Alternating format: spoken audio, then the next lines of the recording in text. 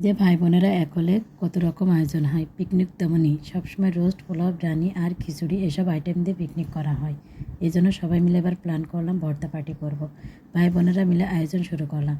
প্রথমে শুকনো মরিচগুলো ভেজে নিলাম, তারপর বেগুন ভর্তার জন্য বেগুনগুলো তেল দিয়ে ভেজে নিলাম।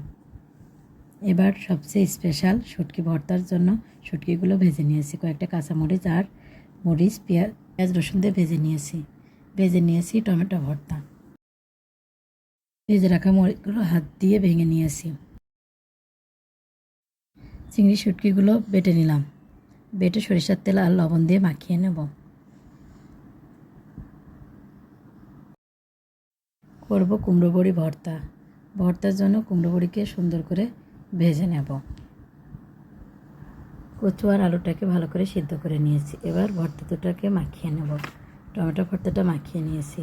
এবার করে নেব বেগুন ভর্তা। শুকনো মরিচ আর পেঁয়াজ দিয়ে এই ভর্তাটা করব, কাঁচামরিচ দেব না। এবার করে নেব ধনেপাতা ভর্তা। সিদ্ধ করা পাতা ভাজা মরিচ আর পেঁয়াজ দিয়ে বেটে নিয়েছি। করে নেব কলা ভর্তা। এবার করব ডাল ভর্তা। ডালটা ভাতে দিয়ে সিদ্ধ করে নিয়েছি। শুকনো মরিচ পেঁয়াজ দিয়ে ভর্তাটা মাখিয়ে নিয়েছি। সিদ্ধ করে নিয়েছি ডিমগুলো সিদ্ধ করে ভর্তার বদলে আমরা ভেজে নেব, কারণ ডিম ভর্তা সবারই পছন্দ না, তাই ভেজে আলাদা উঠিয়ে রাখছি। এছাড়াও করে নিয়েছি আরও 2 রকমের ভর্তা, শাক ভর্তা ও রসুন ভর্তা।